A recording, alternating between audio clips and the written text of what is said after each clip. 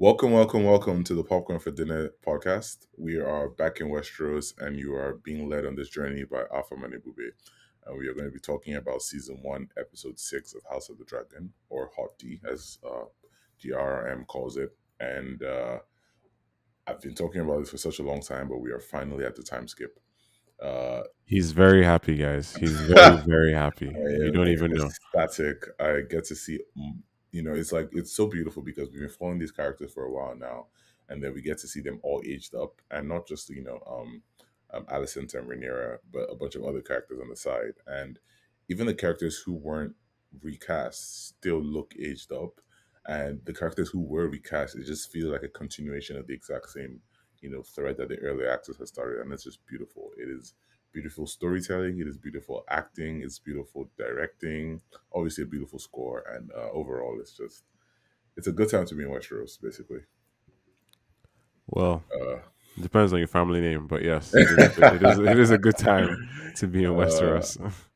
I mean, out of all the houses, I've always felt like a Stark. So the Starks they have nothing to do with any this story right now. So maybe Yeah, hopefully they'll get involved later on. But as for we'll see now, how it goes. I have we're always been vibing. a staunch Targaryen supporter. Maybe I Really, like madness. I don't know. no, I don't man. know. Yeah, so it's obviously another episode, and as I talked about in the last episode, it was being directed by one of my favorite directors in the Game of Thrones family of shows, I guess. Michelle Boshnick, who did, notably most of the big battles in Game of Thrones. He did episode 1 of House of the Dragon, and he did episode 6, and he's also going to be doing the next episode coming up next week. And we're only 6 episodes in, but this is my favorite episode out of everything that's come so far. Um, I loved episode 4. I loved episode 1. I loved all of them, but this one, I'm trying to like gauge whether it's like my hunger for the time skip has been so long it's biasing my view, but at the same time, I don't think so. What do you think? I think it's all of the above. I think you are biased, but I also think you're right.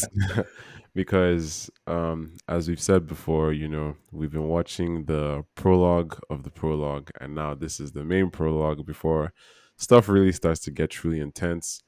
And I think it's fair to say that you're right in this being your favorite because it's probably the best one we've gotten so far. This episode is like an 11 or 12 out of 10. It does everything it needs to do. You barely even forget that you like it's almost as if the fact that there's a 10-year time skip is not even an issue here. Everybody is the same but different. You can see that people have grown, people have changed, but at their core they're still the same people. And I think that really shines through, especially with Rhaenyra and Alicent, who are now played by Emma Darcy and Olivia Cook. And the powerhouse acting in this episode is next level. Like everything is so immersive. The story is wildly good. You can see how not just the people have become different but the same, but their relationships as well. You can see how certain relationships have grown over the years or deteriorated over the years, plausibly based on things we've already been shown. I mean, the last thing we saw was a very unhappy wedding, and we see how that was the terrible event that set the tone for how all these relationships have gone. I mean, even someone like Lena, who seems happy, is decidedly miserable. And if I were Carl, I'd stay far away. But nobody listens to me apparently. So, yeah, it is. I think objectively the highest quality episode we have seen in the series so far.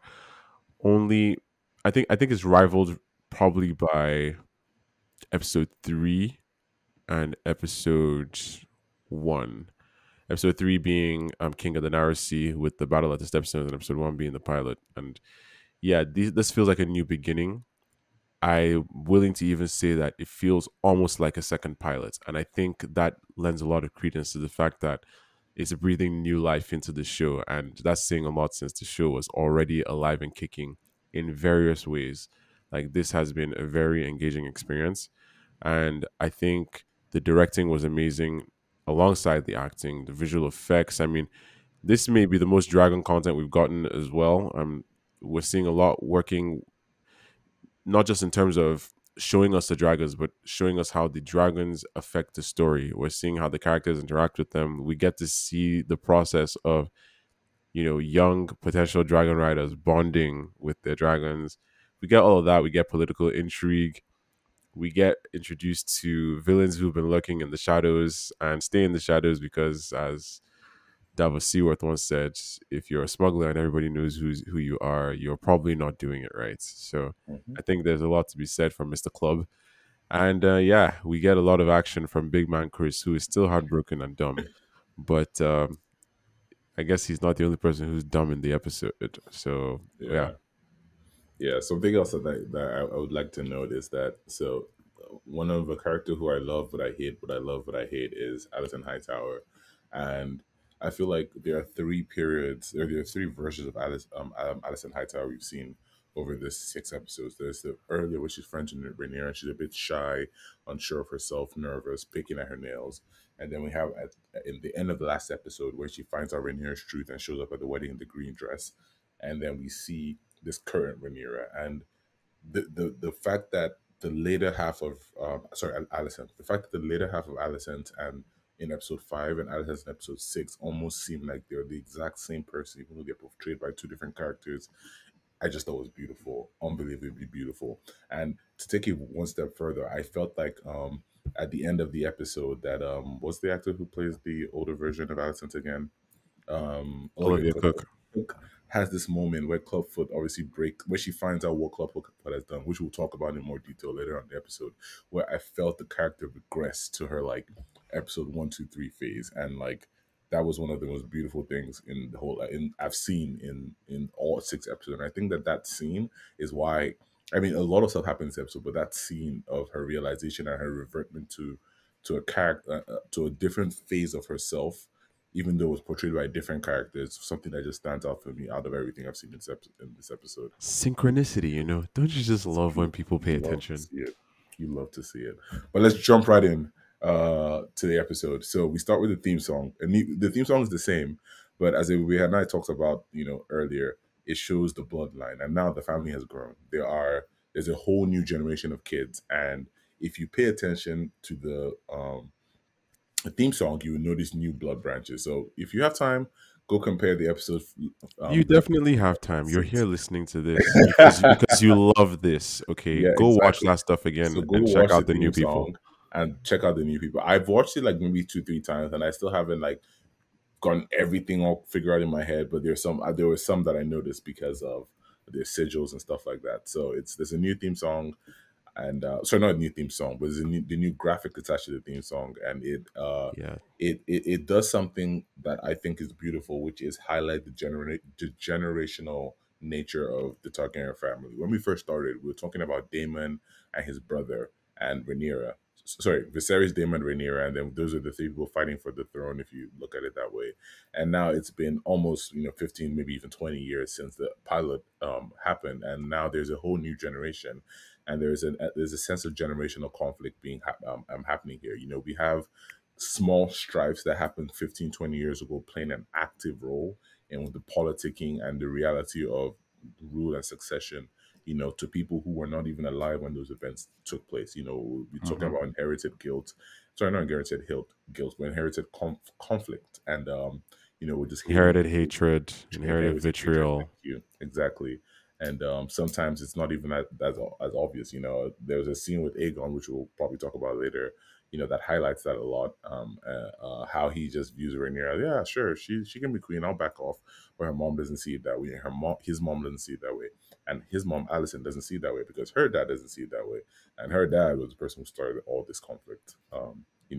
Over 15 years ago, and that generational nature of this, dynastic dispute is very well tackled in this episode. I do find it interesting that when the story started, George and some of the showrunners were trying to figure out where to start to tell the story from, because you could start from this episode, to be fair, and you Like I could just said, it introduce does feel like a everything. new pilot, right? Yeah, it is the second pilot, and that's how Yeah. they HBO and the showrunners have discussed it. But they also hmm discussed starting from Jaehaerys, when Jaehaerys was the king, and Jaehaerys was the king before Viserys, who's Too the much. exactly, that would have been too much information, and it would have, because it would just have been so much to follow. But I feel like they just they Goldilocks it, they got it just right in this place where you feel an appreciation of what came before, an understanding of what is happening, and a certain amount of like foresight on what is to come. Yeah, And you get a sense of Jaehaerys's heart. Like you can see what he yeah, was trying to present, and yeah, I think we get a lot of contrast actually by this point in the series between him and Viserys because, as Lionel told him, he's been doing a fairly good job of carrying Jaehaerys's legacy yeah, and keeping the kingdom united. But we see that Jaehaerys did all of that by being a man of action in a sense, and Viserys is a man of inaction in a lot of ways.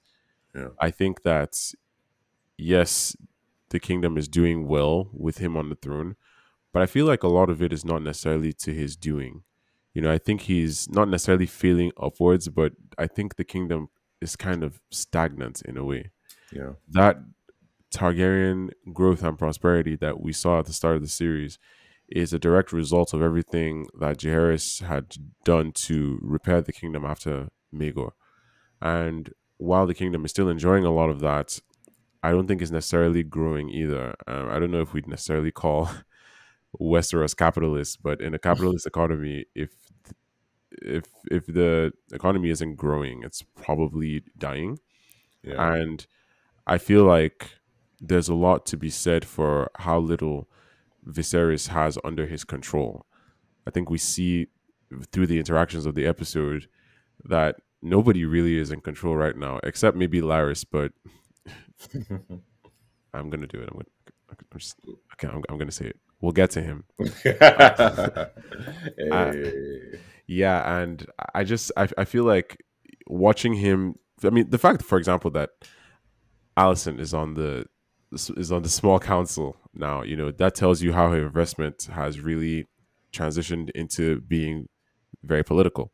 yeah, We see that Rhaenyra is there because not just because she wants to be seen doing stuff as the heir to the throne, but she also wants to make sure that Alicent can't say things without her being present. yeah, It's a lot of push and pull, and I think most people in court right now are honestly just waiting for Viserys to die.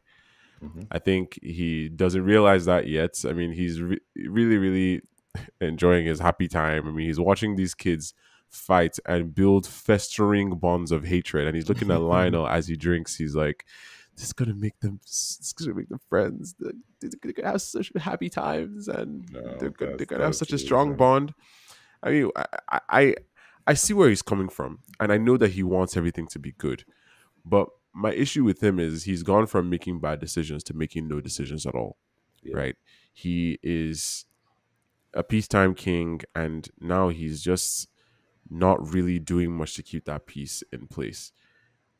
I think that on some level, if he really wanted Rhaenyra to succeed him, if he wanted to make sure that it was the case as he's told her he would, he would have put certain measures in place, ensured that challenging her would be against the law. He would have ensured that anybody who is trying to be a challenge to her would be checked, whether by force or by negotiation. He may have even considered abdicating the throne towards the end of his life to ensure that she was placed upon it smoothly, without any contention, and in a way that's established such that she can still receive advice from him up until the point where he passes away. And by then, everybody would have time to get with the program, including Allison and her sons. But we see her feeding that same vitriol from Otto into her own kids. I mean, Aegon is busy jerking off out of windows, and and she doesn't even acknowledge that, by the way, which is hilarious. Makes me wonder how many yeah, times she's seen him do this. And she comes in and she's really pouring that like poisonous Kool-Aid into his ears and down his throat. yeah. He just wants to chill, and and she's like, "You are the threat." He's like, "Really? I mean, I thought I was just chilling." There's so much to discuss with these kids, but I feel like Viserys just isn't doing enough for everybody who is depending on him, and yeah, his deterioration just continues to progress. Now I mean, he's lost his left arm for the He most part, literally right? lost two arms this episode. He lost his left arm and the strong father And strong, his hand of the king, yeah, and his hand true. of the king. He lost two hands this episode. Yeah. Oh, And Lionel.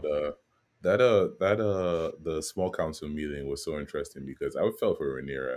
she had just given birth, and then now she has to go to It's work a like deal with this immediately after. nonsense. Like literally, like first of all, she gave birth, and literally seconds after she had just pushed a living child out of her body, her evil stepmother is summoning her to make sure to basically spot look at the child to tell if it's like has Targaryen features or if the child is another child of having a strong breakbones, which is what everyone suspects and probably is true.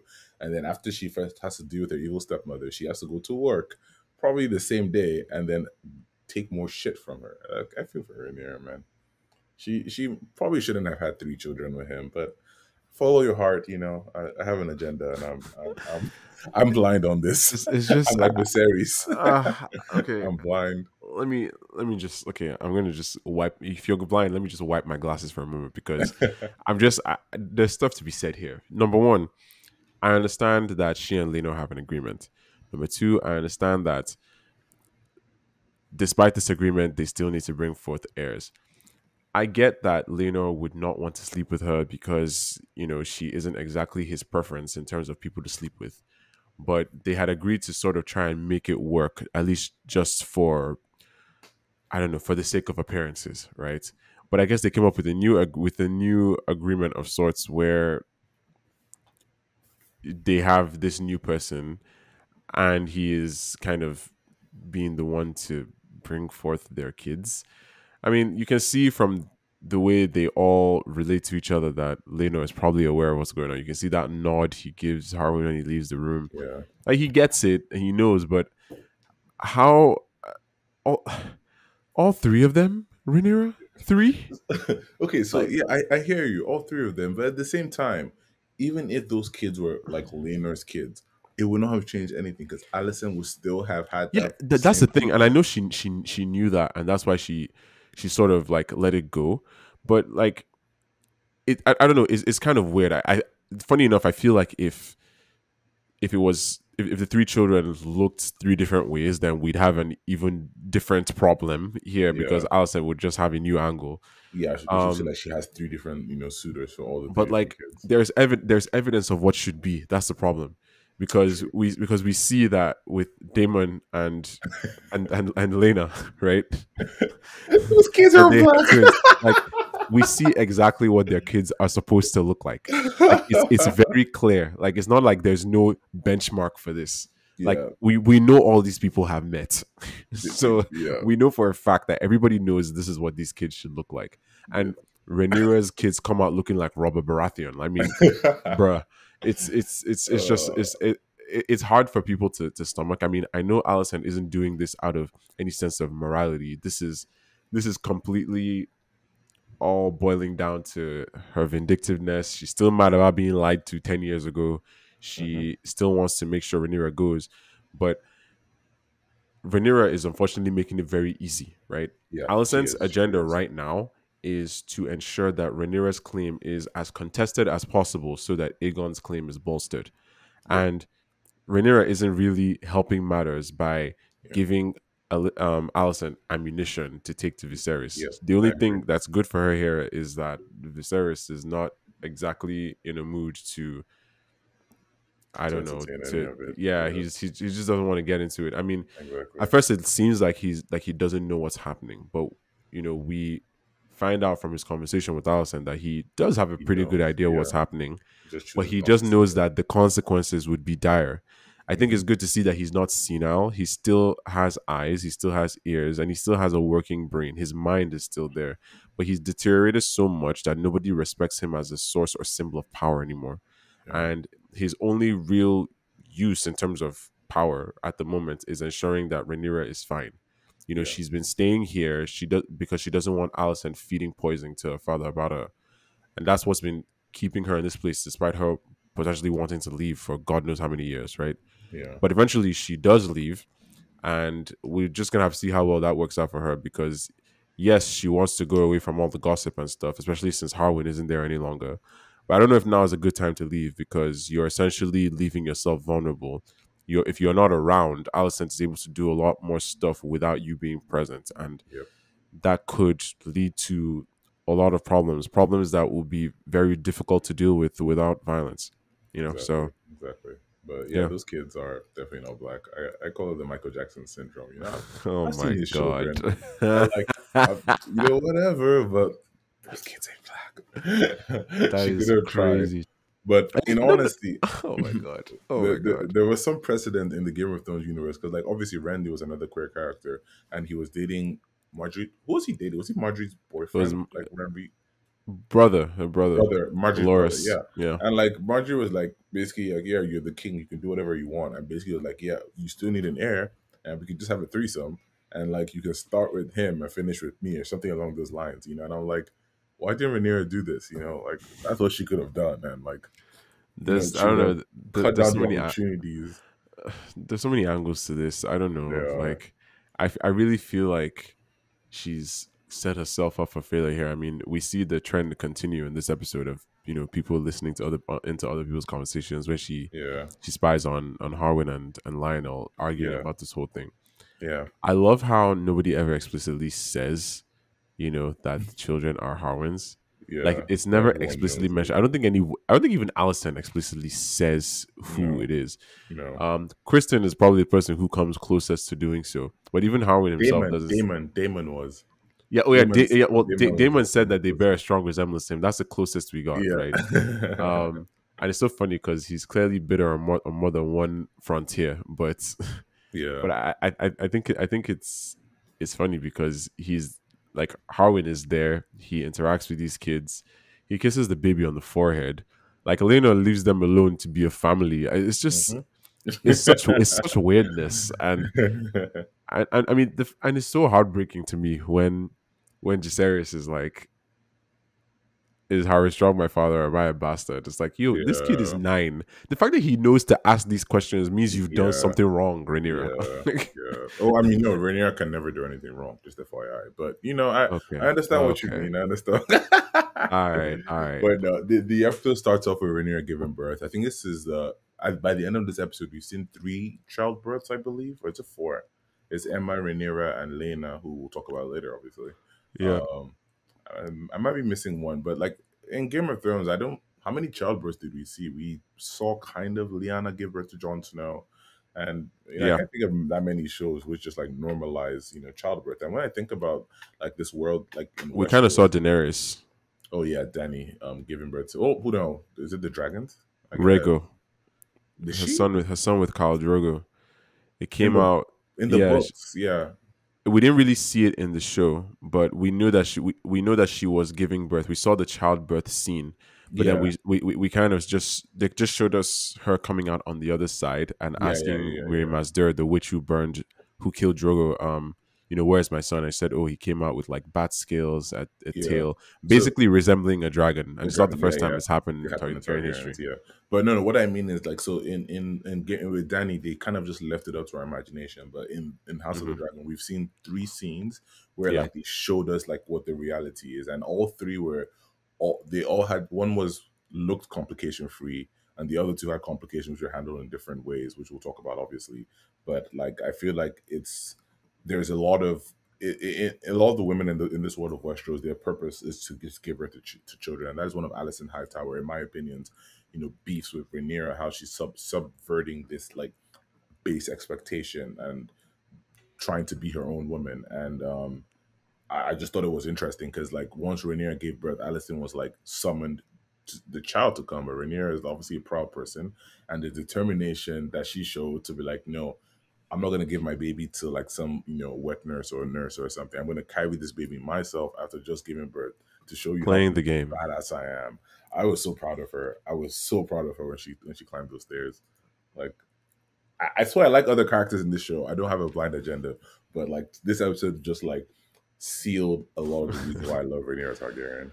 Yeah, but it's just the relentless politicking though. Like it, Yeah, it it yeah, it makes it a little bit like stuffy, because she has this child and then immediately the queen wants to see him. It's like, okay, yeah, why Alison? Like, I understand that you have a whole thing of like, oh yeah, she's birthing bastards and filling the red keep with them, but like, really, like immediately.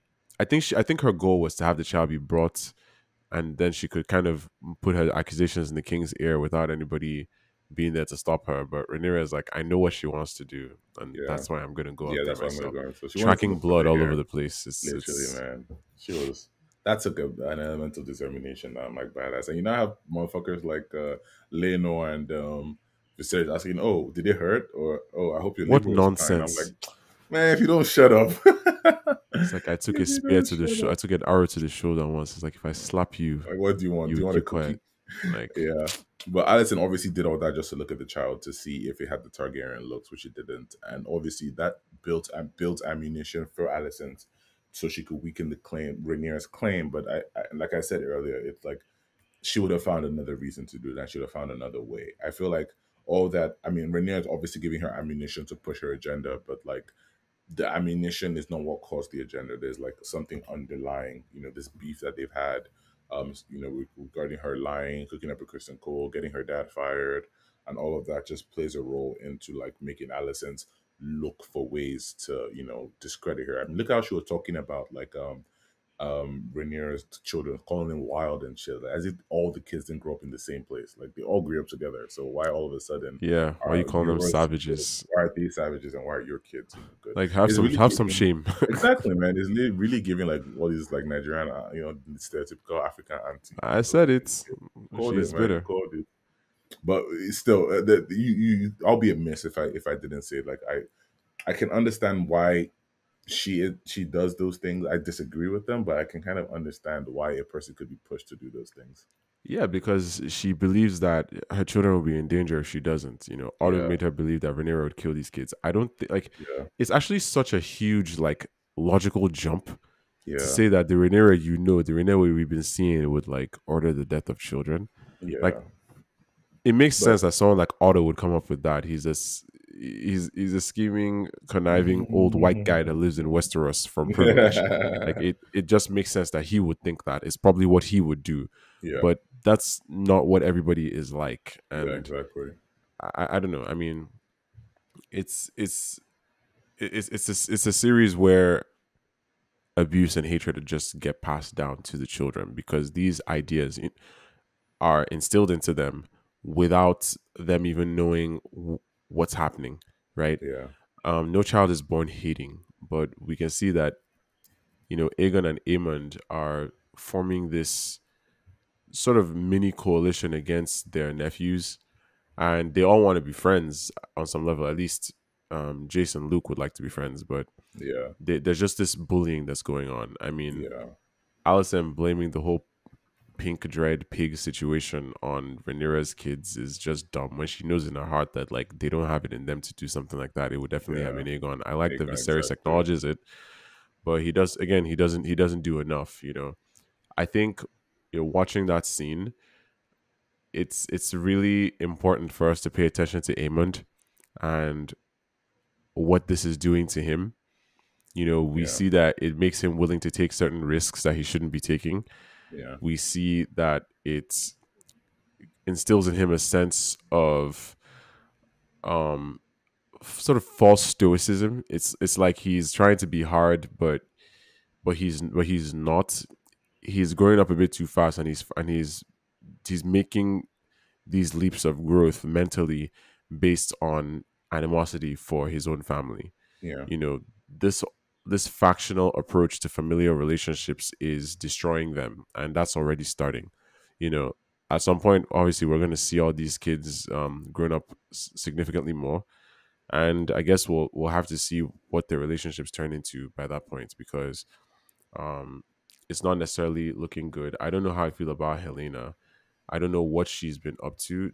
I don't know why they went out of their way in the episode to portray her as such a weirdo, but I like that she has something she's interested in, even if it's yeah. bugs. I Maybe have I'm theories on that one though. yeah. Uh, Maybe I maybe she's been spending a lot of time with Laris, because yeah. I think he's into insects as well on some level. We see the beetle on his walking On his stick. sigil, yeah, We see the beetle on the pins worn by his thugs that he sends out to do his dirty work. yeah, Um, there's a lot going on with him, but like I yeah. said, we'll talk about him soon So enough. what's her name? Is it Lena, the Alison's youngest daughter? Um, Helena. Helena, thank you. Yeah, Okay, my theory, and this is not in the books or anything. I don't think it's been covered in any of the material, but I really think that she might have like prophetic dream powers, like the kind that what's the dreamer? Denny's. Rhaenys the dreamer, the one who Yeah, told the Targaryens that they should leave Valyria because they're about to get destroyed. I think that she might have those kind of powers. I don't know why. It's very tinfoil at this point, and I guess we'll see if mad. I'm right or wrong. But I kind of think just the way she was acting, man. I feel like she knows something that like we don't know. And even as someone Maybe who, yeah, I'm like, I'm just out here for. I'm you very know. curious about that character. Speaking of tinfoil, we should bring up those rats I've been mentioning. Okay, so if you remember in the last episode, it would be rightly pointed out there were rats, two rats in the episode. There was one, was it Viserys's room It was in Versace's room when he while was? I he don't was remember what he sleeping was with doing. Alicent. There was Yep, another one when Rhaenyra was going to meet Daemon and she was passing through Balerion's yep, skull room, skulls. Yep. and we saw the rats there, and then we saw another one lapping up Joffrey Longmouth's blood after the wedding violence. Yeah. And I've been wondering, because this is Game of Thrones, and I think with all this very well written politicking, we may forget that this is quite a magical world. And Hmm. I say forget with quite a grain of salt, because there are literal dragons flying in the In every skies. episode. Um, but I think it's good, because like we kind of accepted the dragons as like a magically consistent part of reality, but there's certain other aspects of magic that we haven't seen for a while in Game of Thrones, like skin changing and green seeing. You know, Hmm. we we've seen this before in the original series. We know that Bran obviously became the three-eyed raven, who is like the most powerful green seer. And the previous three-eyed raven, his name was actually Brynden Rivers, and he is a Targaryen. He Hmm. was a Targaryen anyway. He was the son of Aegon the Fourth, who comes. This is much later. But he was the son of Aegon the Fourth, and his mother was a Blackwood, Betha Blackwood, who was said to be the most beautiful woman in the kingdoms at the time. Now, he's half Valyrian and half not just Westerosi, but Westerosi has the blood of the first men. Yeah. Now, So Brynden like the Rivers, start. he said a lot of time that in terms of skin changing and some of these magical powers, the people tend to be kind of frail, but they have lots of magical power. We know Bran was small. Brendan Rivers himself wasn't necessarily the biggest built guy, but he was really really smart. While he was alive, he ended up being Master of Whisperers, and he ended up becoming Lord Commander of the King's Guard, not the King's Guard, the Night's Watch as well, before disappearing beyond the wall and living inside a tree until Bran runs into him like Hmm. 150 years later. So the dude ended up doing quite a lot with his life. And the reason I'm pointing these two people out is because they both have, like I said, the blood of the first men. Now, another house that has the blood of the first men is the Strongs. And it is possible, maybe, this is kind of like a stone's throw, a heavy reach here, but I think it might be interesting if Laris is actually working into these rats, Yep. and that is how he knows what is going on in the castle at all Yeah. times. That. So Yeah. much that is his job now, just to inform Alicent over daily dinner. Like, Yep. they really became friends. They became allies since that last episode when they were talking in the Godswood. And yeah, he seems to know quite a lot. I mean, I mean, let's just deep it for a moment, right? He comes to tell Alicent about Rhaenyra receiving that tea. How on earth would he actually know about that? Yeah. The only way is if Melos told him, but like, why would Melos even do that?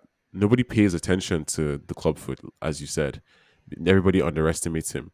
That's why it's easy for him to get away with a lot of things. Hmm. So I think it's funny that all these small details get delivered to the right people at the right time to instigate Yeah. the right kind of conflict, and the Yeah. person benefiting the most is Laris. Yeah. I It's think too I think convenient. I mean, yeah, I could be wrong here, but I think this is kind of worth considering, because Yeah. he's doing a lot. Yeah, I agree with that theory. In fact, just before we started recording, I pitched it to Ebube and I was like, okay, don't laugh at me in case it's too crazy. And then once I explained to him my theory about how Laris might be woke, he was like, "Oh, I thought the exact same thing. I was going to pitch it to you." And I'm Yeah, like, literally. It's "Yeah, nice to see that we're both wearing tinfoil hats, but yeah, I mean, hopefully there are people listening to this who see past the craziness and accept that there's maybe tiny level of plausibility here. I don't know if anything is yeah, going to come of that, but I just think it's yeah, very funny that we keep seeing these rats. I'm yeah." starting to. I just feel like it's not an accident unless they're symbolizing something else. Maybe they're symbolizing how the kingdom is deteriorating under Viserys, and there There are are more and rodents more who are rats. just eating away at the situation. Yeah. Who knows? Although there, I have one more theory, but we'll talk about that offline because it might be a bit spoilery, depending. If it makes sense, we'll talk about it next episode. If not, then we'll bench it for. Let me make a note about that, so we can talk about this offline. What is he But doing? it's okay. It's okay. Just disregard everything I just said. But we were talking about how strong, and obviously we're talking about club football. Can we talk about Breakbone for a minute? Because him and Rainier are being loud. All Yeah, those scenes with them very together, loud. like, bro, like everyone knows what's It going looks on. like exchanging. How could you tell the king consort or whatever Lenor is? Yo, I know you just go have this child. Can I take a look at him? Can I hold him? Like all these, and then Lena was like, "Oh, let me give you guys your space." I'm like, "Bro, like, what is What? going on That's here?" like the show's best way of just confirming. Like, yeah, it Literally, is what you man. think it is. Like Lena, obviously, Lena knows what's going on, but like he doesn't Mhm. care. He's just like living his life. And yeah, Breakbones of Rhaenyra being loud, and obviously it was sad to see him go out the way he did because I don't know, man. I liked his character. His Yeah, I understanding, his mean, long uh, hair, yeah, strongest knight in the kingdom. it's crazy that like the strongest people can just disappear in the most I don't know, the most whimpery ways. It's Yeah, I mean, Viserys' dad, for example, Balon the Brave, he died of a burst belly, which I don't know. I'm not sure what it appendicitis. exactly would have been. I would have assumed it was appendicitis, yeah, Yeah, and um, which is like a not easy thing to have actually, yeah, but yeah, like in the main story, in the original telling of things, they do die in the fire at Harrenhal, but nobody knows the cause. yeah. But people suspected that it was Laris because he had the most to gain. People also Yeah. suspected Viserys. People Some people suspected thought Daemon. Damon. Yeah. Right? I thought it was Damon, honestly. Yeah, there are a lot of ways. The only thing is, I don't know how Daemon would have gained from any of this really, Yeah, true. except that he would be a new candidate again for Hand of the True. King. But I True. think right True. now Damon is trying to pull all that behind him. Yeah. I I Damon is on his think own story. I think it says quite a lot about Laris that he could do something like this. Like Yeah. he sent these guys to kill his father and brother Yeah. in Harren the Black's castle, and there's a thing that's said in the original series in the Game of Thrones that Harrenhal is cursed. It's one rumor that everybody accepts as fact because every family that has ever taken up rule of Harrenhal and the lands around it, every family who's gone to hold it as their seat, has come to ruin. They go extinct, and we can see here that it's the case with the Strongs, and that is kind of brought about by what Laris has done here. If Lionel didn't go to Harrenhal, maybe only Harwin would have died. Yeah. But I think Laris did this because both Lionel and Harwin went there Exactly. because Two he birds, wanted one to. stone. Yeah, I think because that's what he was he thinking. wanted to make it easier for Alison to have what she wants, and that just shows how kind of weird he is. Like she's like, yeah, I miss my father. I wish he was here. He could defend me. Most normal people will hear that and be like, I don't know, call him, send him a text.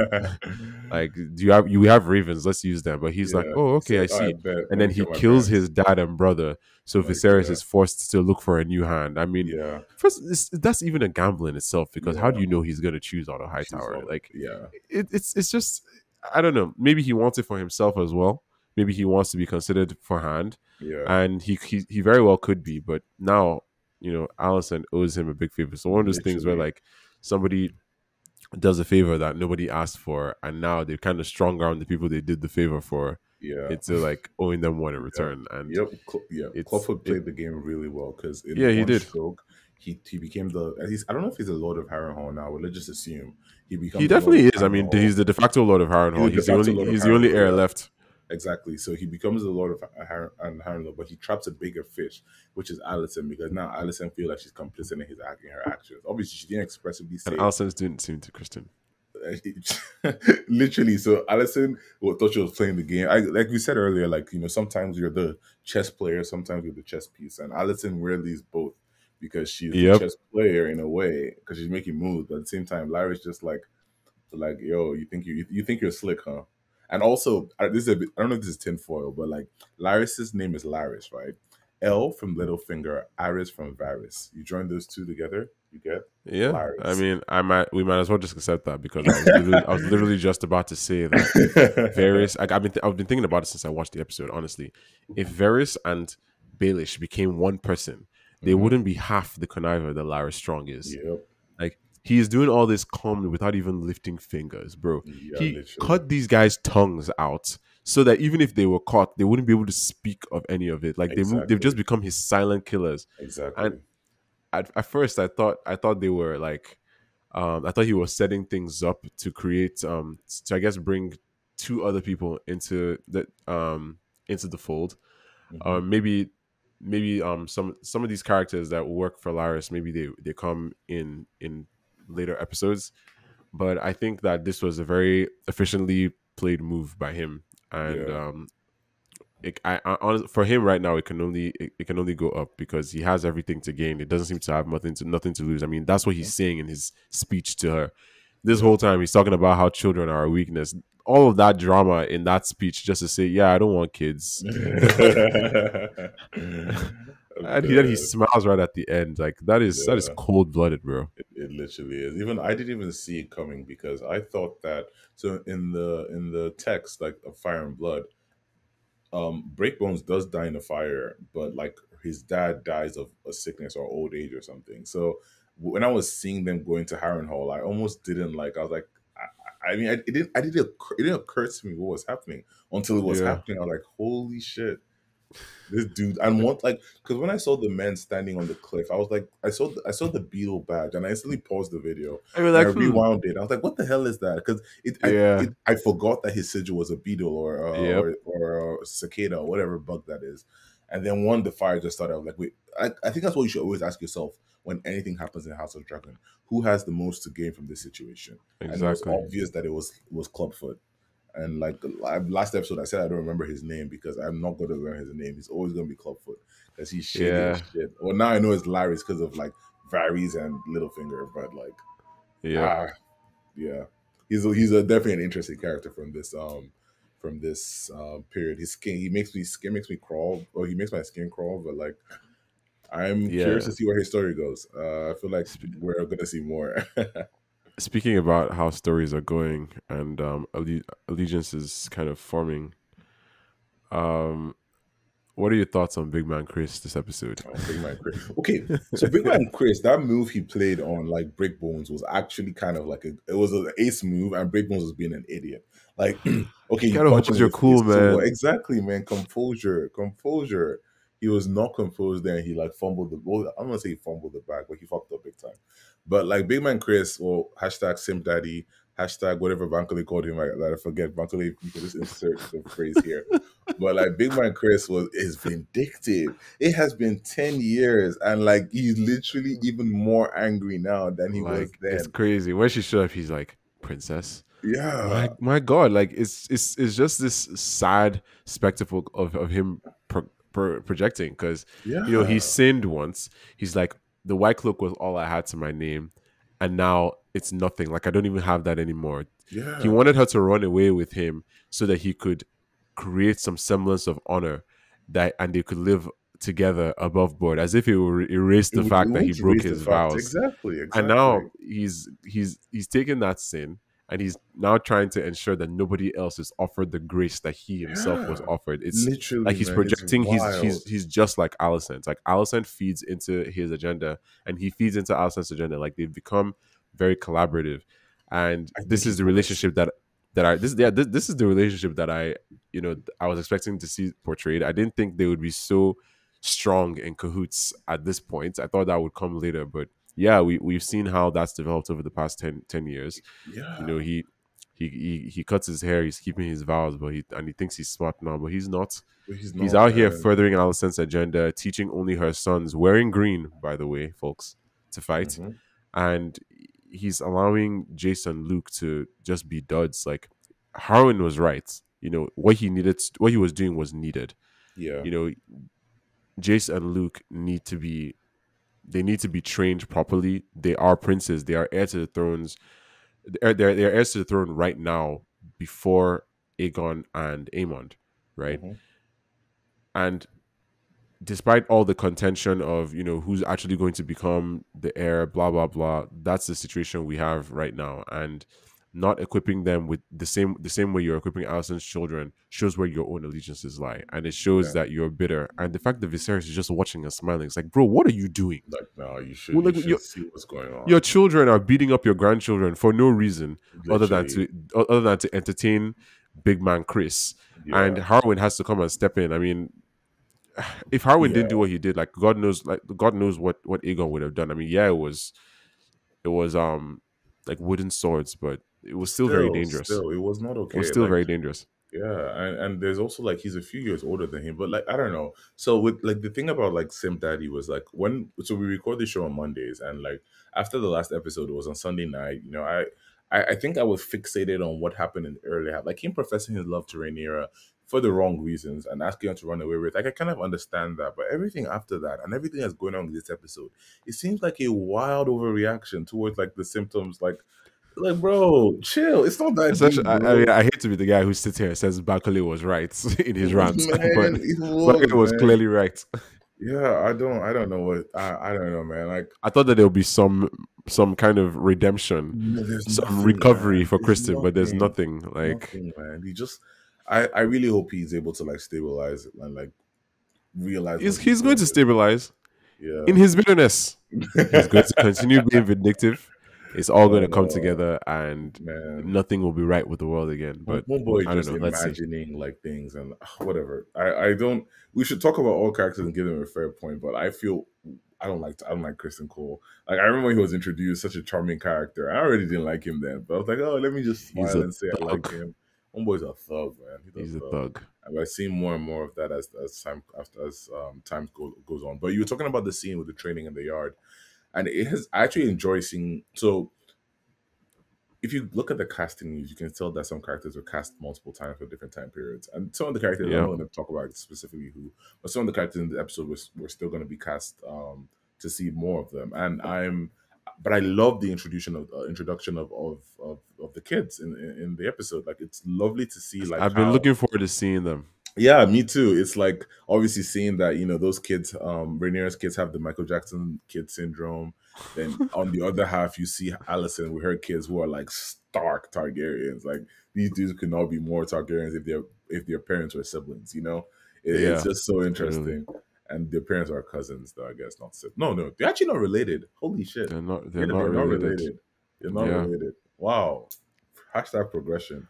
Wow, isn't It's it? wild. But Rhaenyra in the episode in the small council meeting, a good play. Rhaenyra tried to propose to her son marries Alicent's daughter, merge the houses. That would have been a very good play, akin to Of you most know. judicious proposition. Yeah, I know. Viserys got so excited. He got so excited there, and it was a good. That's actually one of the hardest He's lines. like, oh my god, yes, please, He was like, please, please. let me And sleep at night. I also want to point out how, like, typically, if you think about all the marriage proposals before, it was always men talking to men because it's a patriarchal society. But this was like, it was a small note, but it was Rhaenyra talking to Alicent. Because And, that's where the power is, and she that's knows what the it. power is because Viserys is obviously a waste man at this point. But yeah, it's good to tell. It's good to see. And something else that's interesting is that technically speaking, even though Rhaenyra's kids are bastards, it doesn't matter because their claim to the throne is through her. So as the Yep. queen, she can always just legitimize them, and She's then still, yeah, and she is their mother, and she's their it's mother. Yeah, and they're and that it's all kind of laid out for us in the response she gives Jace when he asks about it. It's like, yeah. is Harwin my father? You're Am a I a bastard? Targaryen. She says, you are a Targaryen. That is all that Yeah, matters. that's all that Targaryens do matters. see themselves as completely above things like this. No matter what the situation is, it's like, this is beneath us. Yep. And even though her answer all but tells him, yes, he is your father, it's like it's she's also trying to tell him that that's not something he needs to worry about because Yep, he's still second in line to the throne, he is. right? He is. If Viserys and Rhaenyra died today, he would rule. Somebody would probably Exactly. stay there as regents for him Regents. for a Yeah. while, and Yeah. oh my god, it would probably be Alicent, which is Yeah. problematic. But Yeah, but but he's still still, there. he's still there. But yeah, Viserys was so excited at the marriage proposal, and so there was this. I watched this interview of Emma Darcy talking about their performance as Rhaenyra and how they felt that like Rhaenyra felt like her body was betraying her in this weird way, like when she was like lactating in the small council meeting, having to Which give I birth don't think and anybody doing even all of noticed that. that much. As Alicent was a bad Alison billet was for more pointing bad that out. belly. It's like, You know the come vibes. on, You know the vibes. Alison's bitter just being a bad auntie. belly. Like, come on. Like she just needs to chill, but I guess she's not going to. But yeah, it's there. They obviously, I feel like I knew that Rainier knew that Alison wasn't going to accept that marriage proposal, but she just had to say, just for saying sake. And Alison literally said, "Over my dead body." That is Viserys should have quite a said that line. can be arranged, It's and like, then yeah, you could Alison do that when I'm cold in my grave. when I'm cold in my grave. She Instead, it really was is the like, problem. I can send you to your grave tonight if that's what if you're This trying to this could do. all be solved. This could all be solved if she just let it go. This could Like be solved when we by think about it, like family what therapy. really is she angry about right now? What is her point? Does she even know anymore why she's so annoyed? I'm No, not sure I she's even mean, fully aware. I think she's justifying it as fear for her kid's survival because that is what her dad imprinted on her. So that is what she's. I mean, because we talked about it earlier. She's imprinting that exact same view on Aegon. Aegon literally looks like he doesn't give a shit. He's like, "Oh yeah, I won't fight for the throne." And Rhaenyra is like, "You are the threat just by your existence," and she's feeding in For that my same living and trauma breathing. that Yeah. her dad fed her. And we said generational conflict. People just inherent hate and all these kind of things. And yeah, the kids are growing up, but like they're still growing up with the same trauma that was inflicted on their parents. Which is why I guess it's important as parents to like try and be. I mean, I don't have kids, but like if I had kids, you try and break the cycle of inherited trauma, and like Addison isn't really doing that. Rhaenyra, I guess we haven't seen as much of her being a parent, but like except for reassuring her child that you're the heir to the throne, and it doesn't matter who your dad is because you're a Targaryen.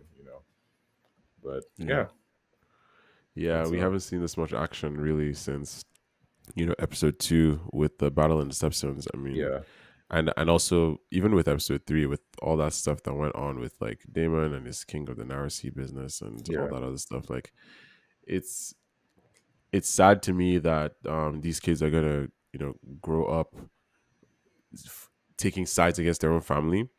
But there are lots of parallels there because we can see that these people in the end are all the same. The cycle repeats the itself, cycle right? repeats itself exactly. And I mean, as I think someone was said, it's like history doesn't necessarily repeat. It's just that human beings remain predictable. Yeah, And yeah, as far another thing, at least a more fun side of parallels is the whole thing with the Dragon Riders. I like that we got to see Vermax hmm, bonding with Jace. We I mean, Aemond, I hope that the bullying doesn't affect him too much. We see, I think he looks very distraught in this episode because something yeah, that he really wants. yeah, Um, but yeah, the dragons clearly do have bonds. I mean, we see a lot of those um kind of dragon and dragon rider relationships throughout the episode. I like how Damon and Lena are riding their dragons just for fun to yeah, entertain the Pentoshi people that are whining and dining them. And it was very cool to see Vagar. I will say this yeah, now. yeah. Vagar is essentially the it's like Vagar is like the first dragon to be born to the Targaryen family after they left Old Valeria, Valyria. yeah, Like Balerion the Black Dread was already alive. He was tiny at the time, right? yeah, Vagar was actually born on Dragonstone after they moved there. And Vagar is the dragon that was ridden by Visenya, whose sword is actually wielded today by Daemon, Dark Sister. Yeah. So it's cool to see all that still kind of in Daemon's family. Yeah. And we know that Lena was obsessed with dragons and flying. She was looking for Vhagar for a while, and I guess She found her. ask how you shall receive, seek how you shall find, because Yeah, she found it. she definitely found Vhagar, and we can see how big this dragon is. Like this It's a dragon is huge dragon, looks and it like a looks seven four older. seven, Exactly, and older, its facial wiser. Like expressions. Yeah, it's so I Vhagar like it. is Yeah, I like how they showed all that. is beautiful. Like you could tell that this dragon was different just by looking at it. So the Targaryens, when they left Targaryen, um, Valeria left with 5 dragons, and Drogon was the youngest. Drogon is the Aegon the Conqueror's Balerion. dragon. Valerian, sorry, no, yeah, Valerian. My bad. Valerian was the biggest, the oldest, and the strongest out of all the Targaryen dragons when they invaded. And then out of the first set of dragons that hatched, um, Vagar was the one who is still alive to present day. He was, and he's like a Yeah, actually it's the she dragon. Vagar is like she. Yeah, battle. She fought in the conquest, so it's like this is a battle ready dragon, over 180 years old, so very massive, and you can tell by its just by looking at that dragon, it looked very different from all the other ones. And I'm happy that and Vagar's had 4 riders, and Lena was the fourth one. And I'm happy she got the chance to like ride that dragon because all like she was a dragon rider through life and death, and she wanted to die as a dragon rider, which I guess we'll discuss. I think that's the last part of the episode that we haven't even talked about. Is the whole Lena Damon in Pentos. yeah. I don't know. I tend to have Fight. mixed feelings about it because while I enjoyed the portrayal of the bond between Dragon and Dragon Rider, I'm not entirely sure about the decision making process here. Even Okay. though I mean it makes sense, but I guess I have questions. Yeah. First of all, I like that when she says Dracarys, Vhagar doesn't want to do it because Exactly. Vhagar has lost a lot of Dragon Riders, right? And Yeah. I think we can see that losing that bond that they have actually does something to the dragons. We know that Yeah. they are fully sentient. They are magical beings. They are smarter than they look. I mean, um we saw Caraxes wailing in pain when Daemon took an arrow to the shoulder, Yeah. right? We in this episode see Vhagar almost asking why Yeah. when she asks to be burned, and Yeah. eventually, like seeing all that pain, she decides to grant her master's wish, and you know burns her up. And it's heartbreaking in a lot of ways, but what also is heartbreaking to me is her daughters that are left behind, Rhaenyra and Bela, right? We, it's weird because she was like Lena spends a lot of time talking to Damon about what's going to happen to their daughters, Yeah. depending on where they grow up, Yeah. what they're exposed to, stuff like that.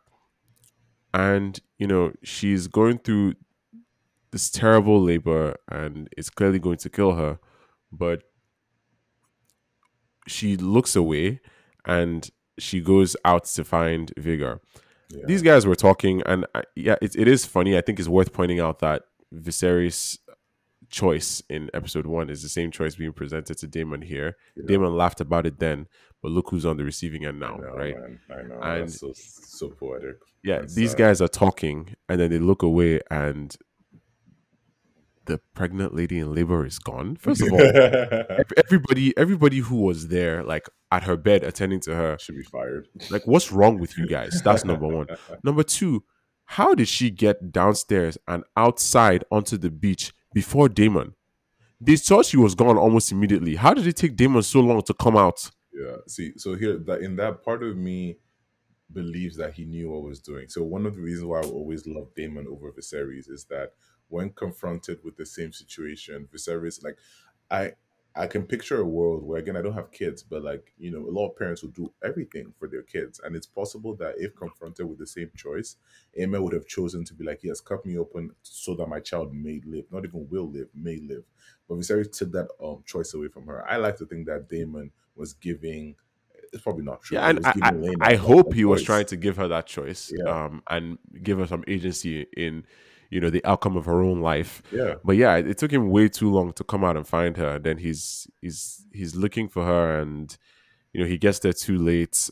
And I yeah, wonder, like, also, like, yeah, it's poetic and stuff. She says she wants to die as a dragon rider, though most yeah, dragon riders don't really die from dragon fire, yeah. if they're doing things right anyway. But yeah, like I get that. I know that Yeah, in the source material, she does leave the bed. Like all this does happen, and what's happening is she's actually looking for Vigor because as we've said, even in this review, she loves to fly. She was obsessed with it, and she's looking for Vigor to fly one last time since she knows she's going to die. Going to But die. then she Yeah, dies on the way there. She yeah, collapses, obviously because of all the pain and blood loss.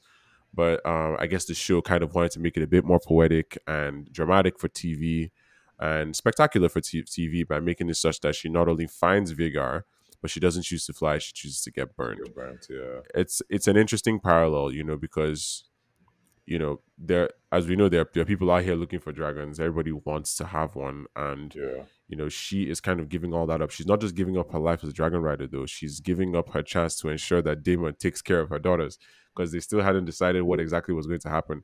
So Yeah. it's kind of like a weird thing. And one of my main questions is, why would she be written to do this when she's not entirely sure what she's leaving behind? Well, Because they showed her having serious concern about what she's leaving behind, and yeah. she kind of dies unresolved. Like, is the idea here that the pain of childbirth was so much that she just didn't care anymore? Well, I don't know. I don't think it's about caring. I think like obviously when we look at like lives, we try and like we want to end things, cross all the I's, dot all the T's, and then close the chapter on, someone on a life. But it doesn't always happen that way. Sometimes death just comes at the time when it's least expected. And I think that she was smart enough to recognize that this was not going. She's had twins before, and twins is a complicated birthing procedure. And she was Yeah. able to recognize that, yeah, this is not going well, and I likely will not make it out of this. So at Hmm. that point, it doesn't matter what her schemes or her plans are for her children. It doesn't matter what, whether she wants to go home and see her brother again, because she knows, like, I feel like she was looking death in the eye and pulled a Walter White where she was like, I'm going to go out on my own terms. If I just spoiled Breaking Bad for you, I'm very sorry. Frankly, maybe bleep that out. I don't know. I give you full agency on that decision. But yeah, Oh actually, no, we God, talk about Better Call Saul in this podcast. Please, if you we that's your have. business.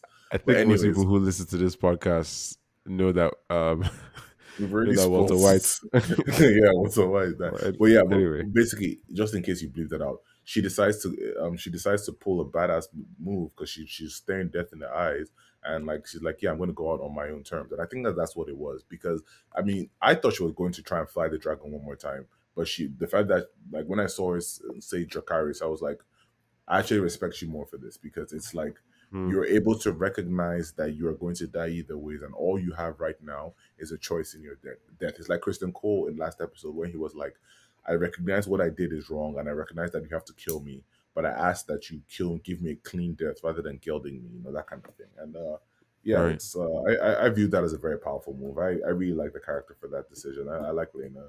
I mean, I like that whole. I mean, I love Damon, so, and I feel like with her, Damon came. It was a different side of Damon. Like seeing Damon with the family, it just it touched me a bit. So I was like, yeah, I like that whole part was just poetic, and the fact that he didn't take that choice away from her in the end. I respected it. Well, I guess we can hope and generously assume that he was not going to take the choice away, because who knows what would have happened if she No, did no, run but away. if he was going to, I feel like he would have done it like there and then. Like he pondered it. Well, I need to watch episode one again, but I think he pondered on the decision longer than Viserys did. Hmm. But I had to watch episode one Fair. again to be sure. No, that's fair. I just It have my anti-Viserys agendas.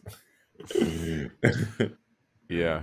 I mean, we do have we had our work cut out for us today. There's Yeah, quite a lot to so much discuss in happened. this episode. So much happened. Are you missing But anything?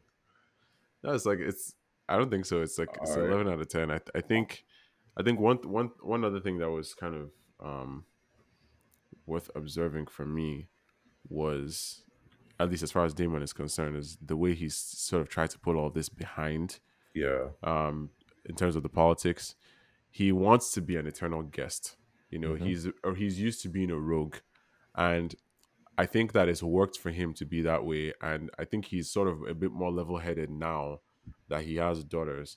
But Yeah. he's kind of raising them to live the rogue, unsettled life. Yeah. And Lena is like, this is not what I want for them, Yeah. you know. Yeah. I agree. And again, that's why I'm trying to understand the whole thing of, like, her dying before making sure it's done. We know that one of the daughters is very girly. The other one is a tomboy, and they're twins, of course. And I think the tomboy one, who already has a dragon, she's shown a lot of potential, at least in Damon's eyes. It's kind of one of Mhm. those situations where the father is treating the daughter like the son he never had, Yeah. and he's like making sure she understands High Valerian. He's Yeah. making sure she really knows the culture, and he's Yeah. become a lot like Viserys.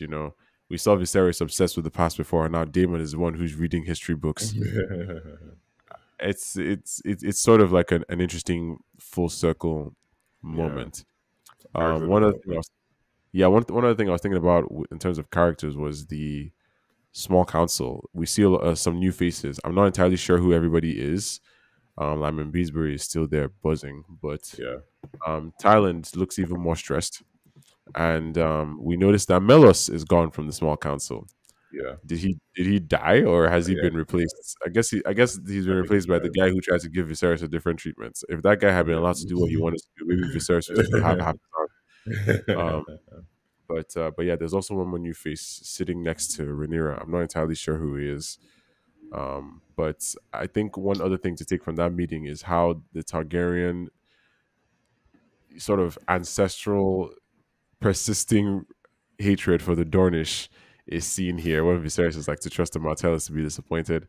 Like, they're Yeah. just so salty about the fact that they can't bring these people into the kingdom, and obviously we know they're going Yeah. to come eventually, but it's not going to happen by force. And And ironically, they were like the Targaryen's final supporters, like before the House yeah, Targaryen fell apart. Ironically. exactly. There's that, and the fact that the stepstones are coming. Like, I feel like Viserys kind of speaks for everybody when he's like, "Are we will we ever be shut of that blasted place?" Like, it's interesting because Rhaenyra is right, and it's something that I've thought about before as well. It's like, you guys didn't leave anybody to defend or hold this place in your name. What Yeah. did you think was going to happen? Like, Good it's point. That was yeah, literally a like good point. Yeah.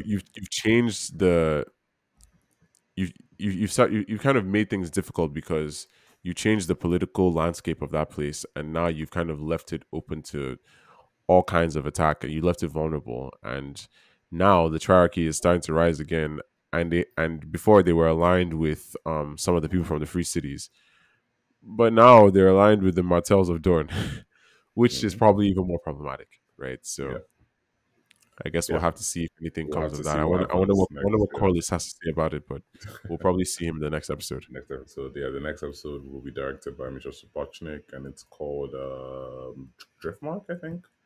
It should be I out think so. next Sunday, and I'm excited to see. And we're well over the hour mark at this point, and I can hear Banco shouting, as he always does. So, one more question I have for you, and it's a short one. Who do you think played the game best this episode? Uh, Definitely Lars the Yeah, Clubfoot, man. Clubfoot. Yeah, same. He is like really moving, but I will give an honorable mention to Big Man Chris. He had to take a punch in the face for it, but Yeah, Sim he Daddy. he got done what he planned to get done. I mean, he Yep. was talking to Alison. We see how close they are now, and she's like, I have to believe that honor is going to prevail. I'm like, shut up, both of you. You're so annoying. You But got then to like kind of further shut her up. agenda, he does what he does, and Yeah, this and it guy plays gets out. dismissed as commander of the City Watch. Yeah, I it literally think does. I think Lionel trying to resign and Viserys not allowing him to because he's not going to use the actual plain speech to explain what the problem is Mm, very interesting because it shows that Viserys really just wants to keep things together, trying to please everybody. He hasn't changed in that regard. yeah, Yeah, I think Lionel, um, no, Lionel's son Laris played the game the best, most likely. yeah, same. All What right, is your favorite line in this line. episode? Oof, I don't know. Mine is I the need to one think about again. where Allison is like, yeah, you can do what you need to do, and that's all fine. Maybe after I'm cold in my grave. I thought that was great, and it actually Yeah. reminds me of like another. I'm gonna give an honorable mention to one that's not even from this episode. It's just one that lives in my head rent free. It's when Viserys is like beating up drunk Daemon or hungover Daemon in the throne room, and it's like, you are a plague sent to destroy my life. I laugh I'm every time. dead. I just laugh every time I think about it, man. It's too Yeah. funny. Yeah, I don't know Uh, if you had yeah, I think any. mine is Viserys, Alison talking to Leno when he's like, if you keep at it, you could have like you have one that looks like you or something like that. I don't Ugh, remember exactly what she so said. shady. So So shady. shady. Queen of Especially shade. since Viserys is trying to do the opposite. He's like, yeah, he has his father's nose, which, by the way, he does. He does, But, just so. but I mean, that was kind of Viserys' way of saying, listen, this, as far as I'm concerned, this child is Lenos. Let's all just be happy. Viserys is team Rhaenyra too. He has an agenda too, and I stand by it. But yeah, thank you very much for tuning on to the Falcon for the podcast. You know, you can like, subscribe, whatever platforms that you consume this media on. Feel free to share, talk about it to your friends, and feel free to tweet at me if you're also team Rhaenyra. But yeah, It's weird. it's I mean, it's weird of me too. I might be more analytical, but I promise I'm also fun. I'm just here for chaos. I don't want peace. I want problem. Yeah, speaking of socials, thank you so much to our social producer, Chindu Heji. Thank you to Bankole for executive producing. Thank you to Jibs, and thank you to Ibuka and Amani. We will see you all next week for the next episode of House of Dragon as the chaos continues to ensue. Buckle up, it gets worse, but it also gets better. But it gets worse.